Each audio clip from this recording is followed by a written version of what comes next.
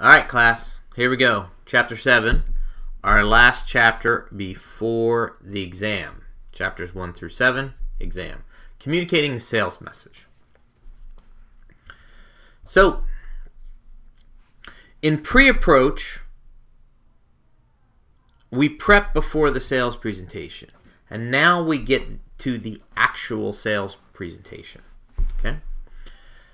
So, there are different types of sales presentations, and we'll get to them in a second. But if we think about what a good presentation is, it explains the value proposition, and in Dr. Dano language, we translate that to, we tell people what's in it for them. We talk about features, advantages, and benefits. Not only are we going to talk about them in terms of the sales presentation, not only are we going to talk about them in terms of what we're going to do for our exam, FAB, feature, advantage, benefit, is what you will be doing in your product demonstration in about 2 weeks. We hopefully will imbue some knowledge of the company, the product, our services, and we already talked about experiences. Experiences are a very big deal. So, in the text, we talk about 4 different types of presentations, and we're going to walk through them. Memorized, formula, need satisfaction, problem solving. The pretty much only products can be used in memorized and formula, and services and products could be due in need satisfaction. Well, I guess you could do services in memorized and formula. But what they're trying to say is for these two, the memorized and formula, the salesperson is just talking about the product. Here, need satisfaction and problem solving, we have to talk to the consumer to find out information. If you notice, the talk-listen ratio is very high here and here. It's because these two are very old school style things, where they have a memorized or some kind of a formula presentation, while the salesperson does the majority of the talking. Here, the customer does the majority of the talking.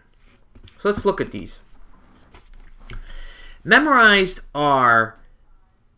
they tend to seem like they're high pressure. It's because salespeople make them high pressure. But memorized are good for when you have an inconsistent sales force, when you have a product that's not very complicated, and you can train the salesperson to not forget anything by having them memorize the whole kit and caboodle. It's scripted. Okay? So with memorized presentations, it's all about AIDA. We've seen this from our consumer behavior marketing class. Attention, interest, desire, action. Okay? So that's memorized. Formula. So let me go back. So the upsides to memorized is if you don't have a complicated product and you don't have an experienced sales force, this might be the way to go. You can script it and you can make sure that they're saying exactly what they need to say. The downside to it is there's no relationship building here. This is really only for a one-time sell, and sometimes salespeople apply too much pressure. Formula, this is still tends to be more old school. Formula, we're still having, it's better for not complicated products. It's better for rookie salespeople. And we do create some kind of, maybe it's not a strict script, but there is a process or a set of verbiage that someone could memorize and insert here and there. There's some flexibility on the salesperson's standpoint. All right, need satisfaction. Okay, this is really all about getting more towards new school, where you actually spend the time in the need identification stage to Q&A, explore, problem solve, find pain points, and then you do some analysis, of what you heard and seeing what recommendations you can make, and then finally you present those specific recommendations. Problem solving is by far the most complex and the most difficult of the 4 different presentation styles that are presenting in the chapter. This is mostly for consulting firms. You go out and you collect a set of data, and based on the data you make a presentation or a report, and based on that report, that's really the sales presentation. When I was working at the consulting firm before going back and getting my PhD, this is the kind of things that we used to do. So some presentation goals and objectives, broadly speaking. Every presentation we want to educate, we want to get their attention, we want to gain some interest, we have desire, and then we have action. It's AIDA again, if you noticed in the acronym. So there's pre-approach, which is your prep before the meeting, like pre-approach, your prep before the exam. And then your approach technique, and there are approach techniques, happens right at the beginning of the presentation. So this is your strategy as soon as the exam's passed out to you. You kind of flip through it and decide how you're going to go about it. So your approach. You never make a customer wait. You're there before the meeting. You greet them well. You're dressed properly. We have all our electronics off. It's really, you have about a minute or so to build a little bit of rapport, maybe a little chit-chat, maybe a little weather, maybe a little traffic, maybe a little something like the Pope's coming to town. Approach. What do you want to accomplish in this beginning of your presentation, in the approach stage? You have to get their attention. You have to tell them what's in it for them. So approach techniques. Stuff to use at the very beginning of a presentation to grab their attention. Referrals, if you have it, are fantastic. Hopefully it's a referral from one of the client that you're presenting to. Someone they know referred you to this particular client. And then you can bring up his or her name, and then there's already immediate connection bond. You grab their attention. You could start with referrals from your own existing clients and use them as like testimonials, so to speak, and that could be a good way to start the presentation. Another good way to start the presentation is the customer benefit approach, which is nothing more than first thing right off the bat, immediately telling the customer what's in it for them. Hey, how you doing? I'm Dr. Dano. I'm here because I know, based on the research I did for your company and how I've served competitors in your industry, I know I can cut 10 to 15% of cost out of your logistics efforts. You can use question, i.e. a series of questions to start the sales presentations, to sort of get a dialogue going. Kind of like how I get dialogue going at the beginning of class, so we don't just start cold. We start off with some questions. We have a little banter. We go back and forth, and then we ease our way in. We do sort of an assessment, i.e. a little bit of an analysis with a presentation. That's a good way to start a sales presentation. A demonstration is a great way to start, a sales presentation. Right off the bat, if you have a product and you can demo it right away, that's a good way to do that.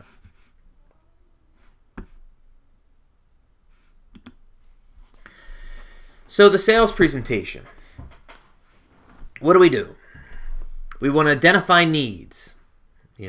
How do we do that? We ask questions, active listings. We use techniques such as SPIN, S-P-I-N, which is also an approach technique, which I'm going to talk about in a minute.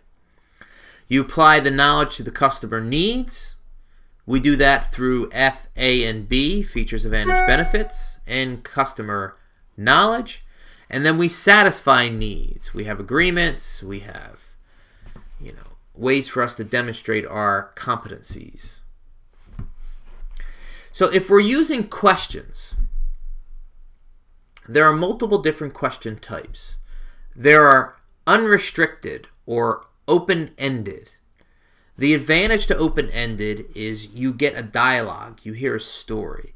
The disadvantage to open-ended or unrestricted is it could take a lot of time and you may not have it. You can ask more restricted or finite questions. It gets to more specific information. The disadvantage is that you don't get that story and it decreases dialogue. Data collection. Well, hopefully you have some time to collect data and present data. It could waste time, though. Some kind of investigation, I don't know how that's different from data collection. You know, some kind of validation. You know, you try to get buy-in. You try to, in the beginning of the presentation, this is kind of an old school kind of a technique thing. Validation type questions try to gain buy-in, but if you're trying to get buy-in before you've sold something, it really can derail confidence in the whole presentation before you start. I think I kind of did these questioning things. Spin. This is a very famous book, actually, called Spin Selling. S-P-I-N. It was developed by Neil Rackham. He's a big-time sales consultant. And using the spin approach is a great way to start or roll into your actual presentation. So you start off with like a situation kind of a question. You lead to a problem kind of a question. This problem leads to some kind of implication, and then there's a need payoff. So, situation question. A situation is, so it looks like in your supply chain you're having a hard time getting product from warehouse to stores in an efficient manner. That's the situation. Problem. You're losing sales. Problem is the logistics problem. And the implication is you're losing potential revenue out of the situation. Need payoff is, if I could tell you how to reduce time and cost factors when it comes to your supply chain, would you be interested?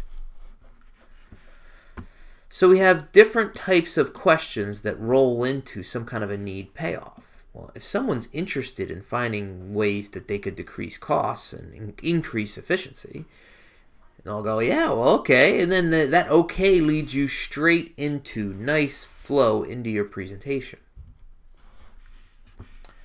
So when we have listening, in new school selling, listening and empathy are two of the most important skills you can have in your back pocket. You know, and we're going to talk about active listening in a second, but most people can hear up to 800 words per minute, but they only speak about 140 words per minute. So what happens is, you know, you tend to drift a little bit. Salespeople have to listen because we need to hear every word, because if we're going to be a consultant or a problem solver, we need to listen. We can't interject, we can't blurt, we can't talk over one of our potential clients. Now, active listening is more about what's being said than just the words. You know, it's the implications, it's the reading in between the words. You know, you hear the pain, but what does those pain points really mean? And active listening also takes into nonverbal as well as verbal.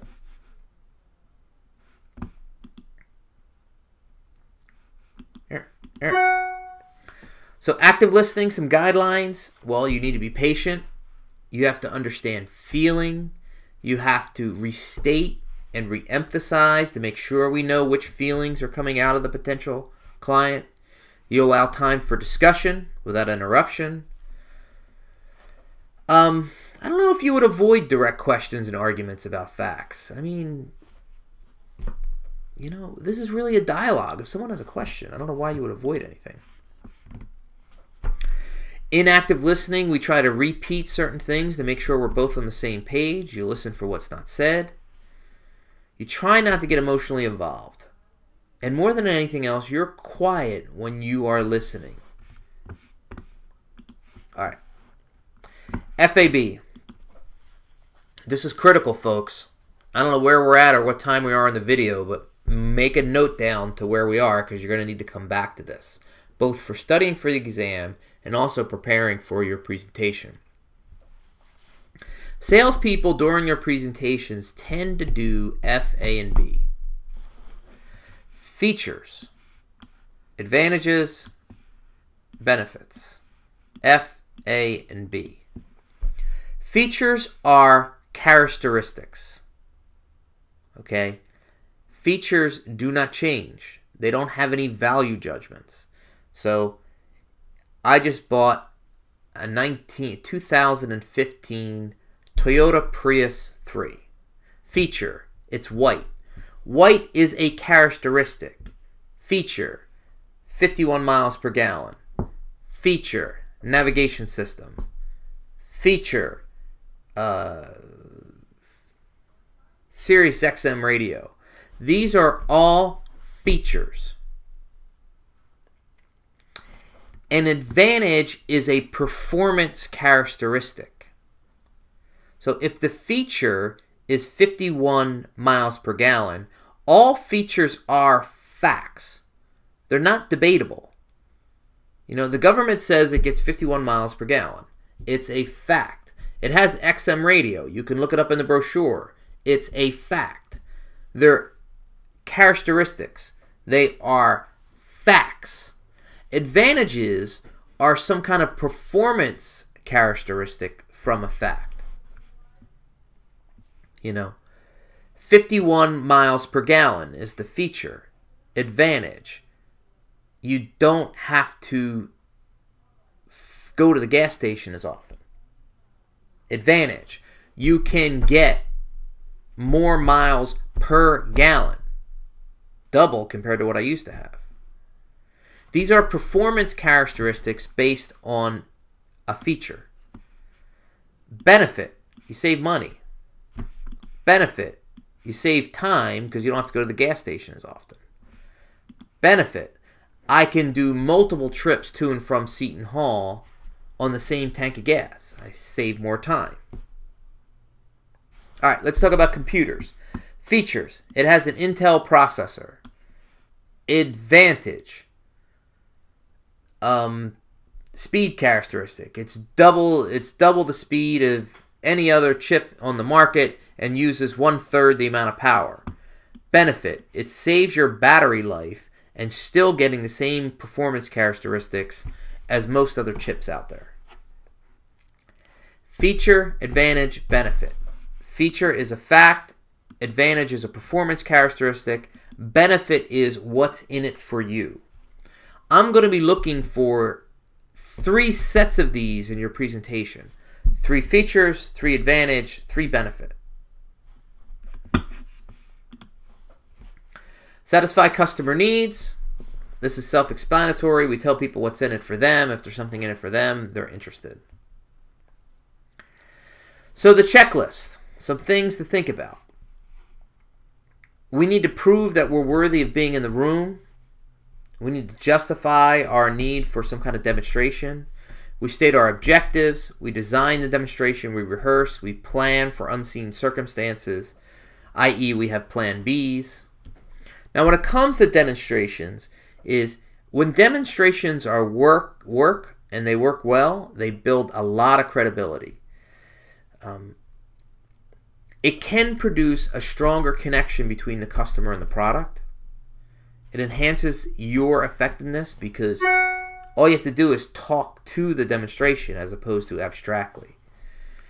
You know, we need to practice. We need to make sure in the demonstration we get the potential clients involved and we have specific objectives. All of this, everything comes down to the value proposition.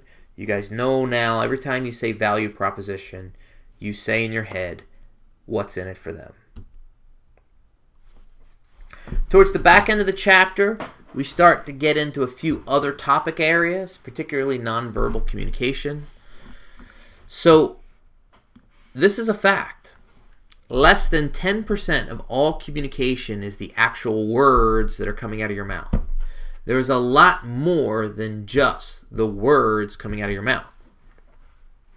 In other words, just because you say it doesn't mean it's communicated well. You have to support it with nonverbal. You have to support it with tone, passion. I mean, if 90% of communication is nonverbal, 55% of it is tone. You know when someone's mad at you, you can hear the tone.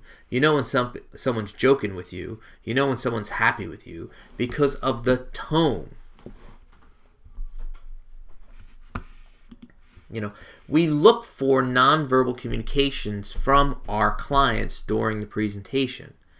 Now, I said before with nonverbal, it's easier to think about it from head down, from the most persuasive here to the least persuasive as you go down. Your feet are the least persuasive. Your face is the most persuasive, particularly eye contact. Without eye contact, you got nothing. Arms and hands are important. They should be open. We're not crossing. We're not blocking. We're not doing any of those things. If we see clients leaning forward, it's usually they're engaged and they're interested. If we see them leaning backwards, we're kind of judging. We're missing concentration. Lots of quick movements and fidgetiness. They're not paying attention. They're looking for a change of mind. Some other thing about nonverbal is this concept of territorial space. You can literally make a customer uncomfortable if you're too close to them. I mean, this intimate space here, the only people that should be in intimate space are your intimate family, intimate significant others. If you walk into intimate space and you're trying to do a presentation and you immediately make someone uncomfortable because you're in this range here, think about your fraternity. Think about your sorority. There are some brothers and sisters that you're okay being in this space. Most of them, no. You're in this personal space. And with presentations, you know, personal space is fine. Social space is fine. Depending on how big the room is and how many people are in the room, public space is fine. Please don't blow it and make someone uncomfortable with intimate space. For my Seinfeld diehards out there, it was, Judd Nelson, right? He was one of Elaine's boyfriends who was a close talker. Every time he wanted to talk to you, he wanted to talk to you like nose to nose practically. And he was in Jerry's and everybody else's intimate space, and that was just the whole theme of the show. When things go wrong, you're always going to have interruptions. You're always going to have questions. Hopefully the environment's fine, but there could be less than ideal conditions. There could be technology failure. You always have a plan B. And then finally, the sales manager's role. Hopefully you're going to mentor your salespeople and your sales team to improve their presentation skills, especially when it comes to big fish, large customers, and you equip them. You know, you make sure you train them, they have the right equipment, and they're properly motivated. There we go. That's Chapter 7. Rock and roll. I'm going to hear your questions on Monday. Thanks.